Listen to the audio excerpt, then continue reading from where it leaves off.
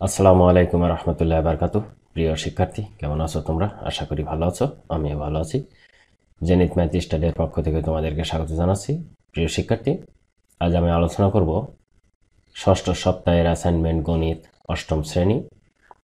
এই অ্যাসাইনমেন্টের আমি এখন আলোচনা করব সংক্ষিপ্ত প্রশ্ন ক এবং সংক্ষিপ্ত প্রশ্ন খ নিয়ে। প্রিয় শিক্ষার্থী, আমাদের সংক্ষিপ্ত প্রশ্ন ক হচ্ছে 1 নম্বর, পিথাগোরাসের উপপাদ্যটি বিবৃত করো। 2 নম্বর, একটি সমকোণী ত্রিভুজের একটি বাহু ও অতিভুজের অনুপাত 5:13 হলে অপর বাহু কত? আমি একে একে অঙ্কগুলো করব, তারপরে পর্যায়ক্রমে খ নম্বর অঙ্কটি করব। ওকে, চলো আমরা আমাদের মূল আলোচনাতে চলে যাই। ঠিক আছে, আমরা আছে 1 নম্বরে কি আমাদের আছে হচ্ছে পিথাগোরাসের উপপাদ্যটি বিবৃত করো। ওকে, পিথাগোরাসের উপপাদ্য: একটি সমকোণী ত্রিভুজের অতিভুজের উপর অঙ্কিত বর্গক্ষেত্র অপর দুই বাহুর উপর অঙ্কিত বর্গক্ষেত্রদ্বয়ের সমষ্টির সমান। এটি হচ্ছে পিথাগোরাসের উপপাদ্যের বিবৃত। এটি একটি সমকোণী ত্রিভুজ আঁকানোর চেষ্টা করছে। যদি সমকোণী ত্রিভুজটি ঠিক এরকম হয়, তাহলে এর হচ্ছে একটি বাহু ও অতিভুজ 5:13, অর্থাৎ অতিভুজটা হচ্ছে 13 আর একটি বাহু ধরে নিলাম 5, তাহলে অপর বাহুটি কত? আর আমরা ত্রিভুজটিকে কি ABC ধরে নিলাম। ঠিক আছে, এখন বলছে অপর বাহুটি কত। এইটা যদি পিথাগোরাসের উপপাদ্য অনুসারে আমরা প্রয়োগ করি, তাহলে লিখতে পারি, তার আগে লিখি যে একটি বাহু এবং অপর বাহুর অনুপাত 5:3, 13। ওকে, আচ্ছা, তাহলে পিথাগোরাসের সূত্র অনুসারে আমরা পাই AC² সমান AB² প্লাস BC²। ঠিক আছে, তাহলে AC² সমান, এখানে আমরা চিত্র অনুযায়ী পাই হচ্ছে 13, তার হোল স্কয়ার সমান AB² মান বের করব, AB² এর মানটা আমরা বের করব, আর BC সমান 5² দেওয়া আছে। তাহলে এখানে কি হয়, পরের লাইনটা হয় আছে 13 169, AB² রেখে দিলাম, প্লাস B² সমান কত? 25। এখন এর বাকি অংশটা হবে হচ্ছে আমরা এখানে করলাম বাকি অংশটা। অতএব AB² সমান 169 বিয়োগ 25 সমান 144। ওকে, তাহলে অতএব AB সমান আমরা কি করব, √144 সমান 12। অতএব আমাদের অপর বাহুর দৈর্ঘ্য হবে কত? 12। তাহলে আমরা কি লিখব? অতএব অপর বাহুর দৈর্ঘ্য 12। এটি হচ্ছে আমাদের 2 নম্বরের উত্তর। ঠিক আছে, এখন আমরা অঙ্কে চলে যাব 3 নম্বর। 3 নম্বর প্রশ্নটি বলছে, কোন ত্রিভুজের 3টি বাহুর দৈর্ঘ্য এমনভাবে অনুপাত লিখো যা দ্বারা একটি সমকোণী ত্রিভুজ আঁকা সম্ভব। ওকে, একটি সমকোণী ত্রিভুজ আঁকতে হলে সমকোণী ত্রিভুজ হতে হলে কি হবে? পিথাগোরাসের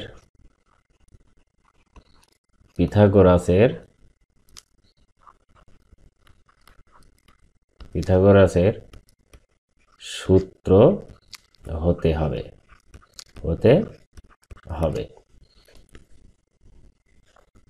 অতএব পিথাগোরাসের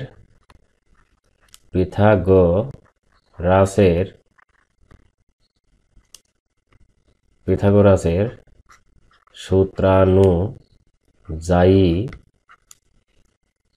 বাহুগুলো অনুপাত হবে কত? 3টা বাহু যেমন হচ্ছে আমরা লিখতে পারি কি, বাহুগুলোর অনুপাত হতে পারে 5:3:4। এই একটা বাহুগুলোর অনুপাত হতে পারে, আর একটা বাহুগুলোর অনুপাত হতে পারে 13:4। 12:5। আরেকটা হতে পারে হচ্ছে 10:6 হতে পারে। আচ্ছা, এগুলো কেমন করে হতে পারে? আমরা জানি যে অতিভুজ স্কয়ার সমান লম্ব স্কয়ার যোগ ভূমি স্কয়ার, তার মানে এখানে অতিভুজ অবশ্যই বড়টা হবে। তাহলে এখানে আমরা যদি খেয়াল করি তাহলে কি হয়, প্রথমটা হবে 5 স্কয়ার সমান 3 স্কয়ার যোগ 4 স্কয়ার সমান, এটা কি লেখা যায়, 5 5 25, এটা লেখা যায় 3 3 9, এটা লেখা যায় 4 4 16। বা এখন যদি এটা করা যায় কি হয়, 25 সমান 9 আর এটা 25, তাহলে আমাদের শর্তটা পিথাগোরাসের উপপাদ্য মিলে গেল। ঠিক একই রকম এটা যদি করা যায় তাহলে কি হয়, 13 স্কয়ার সমান 12 স্কয়ার যোগ 5 স্কয়ার, তাহলে 13 13 169 বা 13 13 169, 12 12 144 প্লাস 5 5 25, ঠিক আছে। তাহলে এটা কি 169 সমান 169, ঠিক আছে। তাহলে এটা এবং এটা আমাদের মিলে গেল। ওকে, এখন হচ্ছে এই ঠিক একই রকম এটা হবে 10 10 100, 28টা 64 আর 6 36, অর্থাৎ 64 আর 36 যোগ করলে হয় 100 100। ওকে, এটাই হচ্ছে মূলত আমাদের অনুপাতের অঙ্ক। এই তিনটার যে কোনো একটা যদি লেখা হয় সেটাই হবে আমাদের উত্তর। ওকে, তার মানে আমরা এই তিনটাই লিখতে পারি যে কোনো একটা। 3 নম্বরটা করে ফেললাম, এখন আমরা 4 নম্বর প্রশ্নটা করব। 4 নম্বর প্রশ্নটা বলছে এবিসি ত্রিভুজের এ বি স্কয়ার সমান BC square plus CI square হলে কোনটি সমকোণ হবে। আমরা যদি এখানে কোন সমকোণ একটি আঁকাই, তাহলে আমরা যদি এই অনুযায়ী লিখি, আমরা জানি পিথাগোরাসের এটি হচ্ছে পিথাগোরাসের উপপাদ্য, তাহলে পিথাগোরাসের উপপাদ্য অনুযায়ী যদি আমরা লিখি তাহলে অতিভুজ হচ্ছে এ আর তারপর আছে বি, অতিভুজ স্কয়ার সমান লম্ব স্কয়ার, লম্ব হচ্ছে এটা, এটা হচ্ছে সি হবে, এটা হচ্ছে সি হবে। তাহলে কি অতিভুজ স্কয়ার সমান লম্ব স্কয়ার যোগ ভূমি স্কয়ার, এটি হচ্ছে আমাদের শর্ত। তাহলে হলে কোনটি সমকোণ হবে, তাহলে আমরা লিখতে পারি এ বি সি ত্রিভুজের এ বি স্কয়ার সমান বি সি স্কয়ার যোগ সি এ স্কয়ার হলে সমকোণ হবে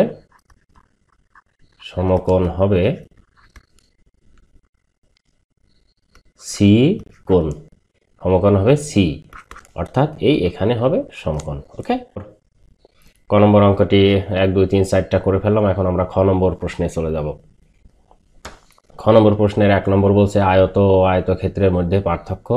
আমরা একটু খেয়াল করি, আয়ত যে সামান্তরিকের একটি কোণ সমকোণ তাই আয়তের 4টি কোণ সমকোণ। ওকে, আর আয়তক্ষেত্রটা কি, আয়তের সীমাবদ্ধ ক্ষেত্রকে আয়তক্ষেত্র বলে, ঠিক আছে।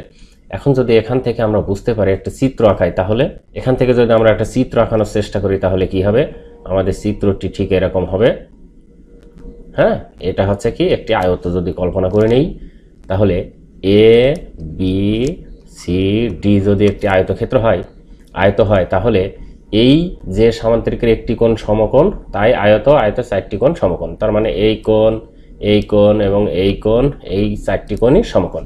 আর আয়তক্ষেত্রটা হচ্ছে এর ভিতরে যে সমগ্র জায়গাটুকু, এটুকু হচ্ছে আয়তক্ষেত্র, অর্থাৎ আয়তের সীমাবদ্ধ ক্ষেত্রকে আয়তক্ষেত্র বলে। মোট এই এটুকু যোগ করলে যা হবে সেটা হচ্ছে, এই ক্ষেত্রফলটা বের করলে যা হবে সেটা হচ্ছে আয়তক্ষেত্র। অবশ্যই বুঝতে পেরেছি। হ্যাঁ, এটা লিখলেই হয়ে যাবে, এখান থেকে এটুকু যা আছে এটুকু লিখলে হবে।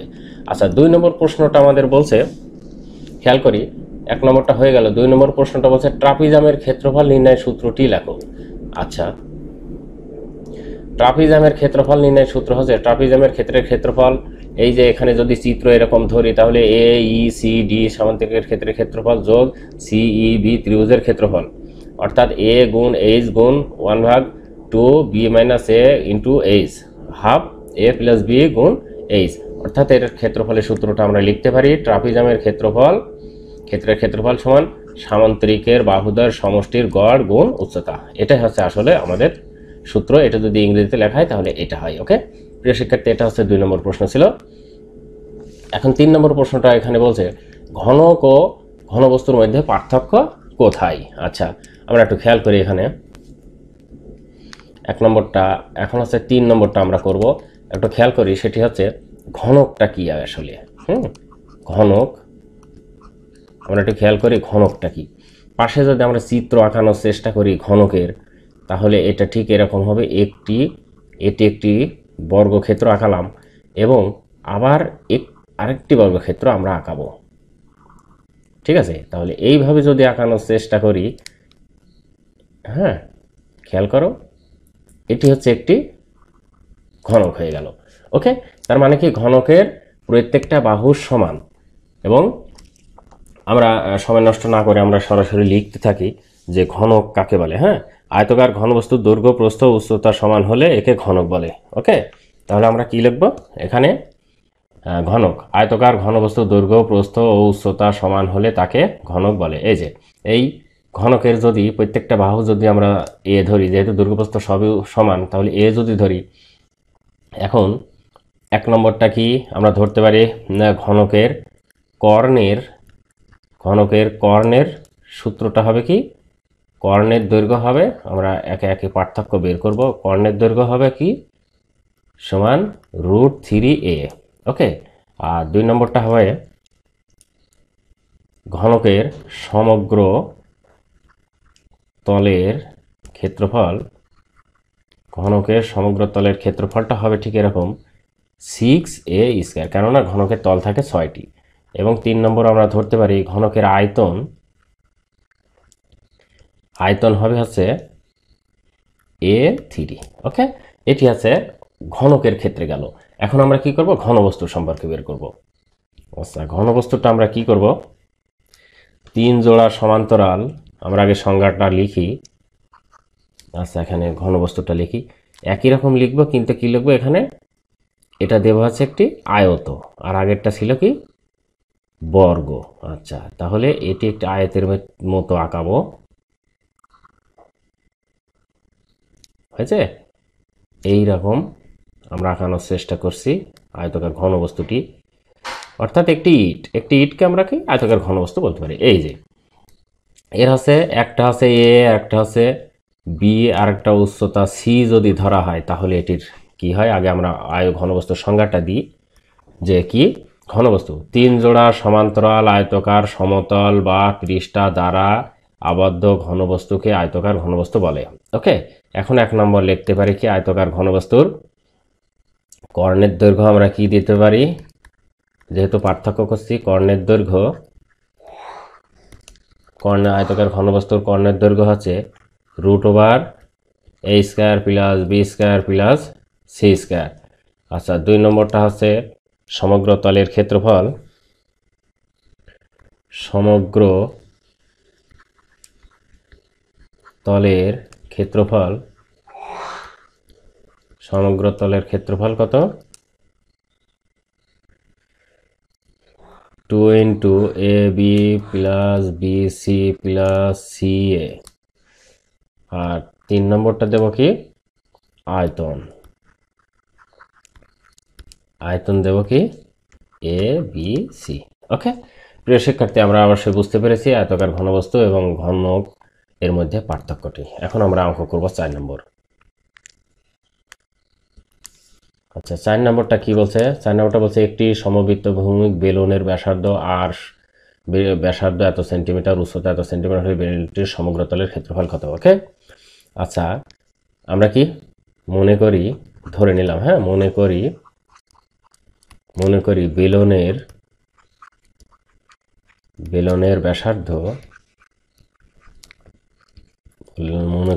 ব্যাসার্ধ, আর সমান কত? 3.75 সেন্টিমিটার। ঠিক আছে, আর একটা কি বলছে? উচ্চতা, এবং উচ্চতা h সমান 11.50 সেন্টিমিটার। ঠিক আছে, আচ্ছা এখন কি? বেলুনের সমগ্র তলের ক্ষেত্রফল। অতএব বেলুনের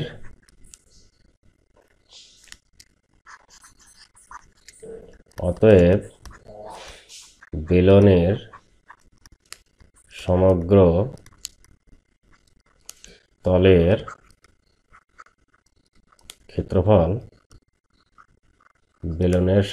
তলের ক্ষেত্রফল সমান টু পাই আর এবং আরেকটি সূত্র হচ্ছে আর প্লাস এইচ এত, ঠিক আছে। এবার আমরা মান বসিয়ে দিই। 2 থাকলো ইন্টু পায়ের মান হচ্ছে 3.1416 ইন্টু আর এর মান হচ্ছে 3.75 এবং 3.75 এবং 3.75 এটা আর এর মান, আর এইচ এর মান হচ্ছে 11.50, ঠিক আছে। এত তাহলে কি হবে, যেহেতু ক্ষেত্রফল বর্গ সেন্টিমিটার হবে। ওকে, এখন যদি এটা যদি সবগুলো গুণ করা যায় তাহলে এর মান হয় হচ্ছে 359.3205 বর্গ সেন্টিমিটার। ওকে, এটাই হচ্ছে আমাদের উত্তর। ওকে, এখন 5 নম্বর অঙ্কটা আমরা করব। 5 নম্বর অঙ্কটি বলছে একটি চতুর্ভুজ আঁকতে কমপক্ষে কয়টি অনন্য নিরপেক্ষ উপাত্তের প্রয়োজন। আমরা এখান থেকে এটুকু তুলব যে একটি চতুর্ভুজ আঁকতে কমপক্ষে কয়টি অনন্য উপাত্ত প্রয়োজন। আমরা তুলব হচ্ছে একটি চতুর্ভুজ আঁকতে কমপক্ষে 5টি অনন্য উপাত্ত প্রয়োজন। ওকে, আশা করি বুঝতে পেরেছ। যে কোনো সরলরেখা একটি বৃত্তকে কয়টি বিন্দুতে ছেদ করতে পারে। আচ্ছা, আমরা একটি বৃত্ত আঁকে নিচ্ছি। এটা যদি একটি বৃত্ত কল্পনা করি তাহলে বলছে একটি সরল রেখা। আমরা যদি একটি সরল রেখা এরকম আঁকাই, মনে করো এ বি একটি সরল রেখা আঁকলাম, তাহলে এই সি এবং এই ডি দুইটি বিন্দুতে ছেদ করতে পারে। তাহলে আমরা কি লিখতে পারি, যে কোনো সরল রেখা যে কোনো সরল রেখা একটি বৃত্তকে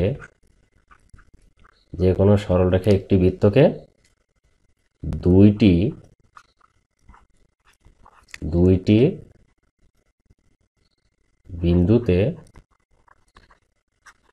বিন্দুতে ছেদ করতে পারে।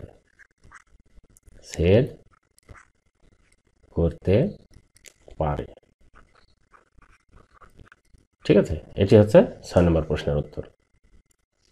এখন 7 নম্বর প্রশ্নের উত্তরটা বলছে একটি চাকার ব্যাসার্ধ এত সেন্টিমিটার হলে চাকাটি একবার ঘুরতে কত সেন্টিমিটার দূরত্ব অতিক্রম করবে। আমরা ধরি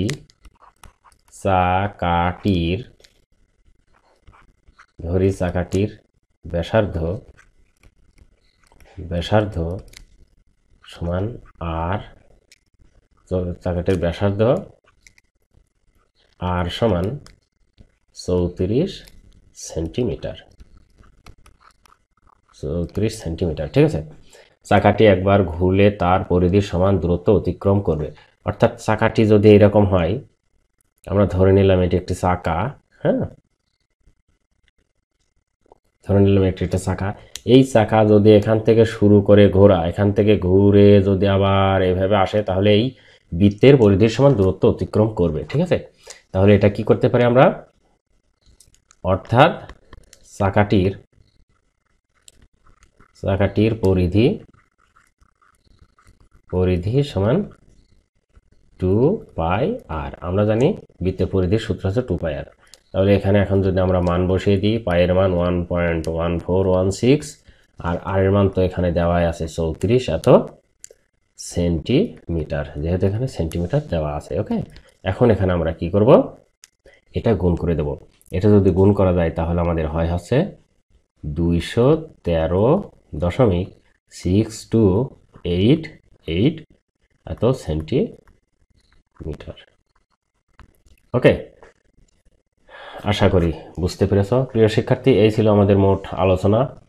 সংক্ষিপ্ত ক এবং খ আলোচনা করলাম। আগামীতে সৃজনশীল প্রশ্ন নিয়ে আসবো কিছুক্ষণ পরেই। তোমরা ভালো থাকো, সুস্থ থাকো, আল্লাহ হাফেজ।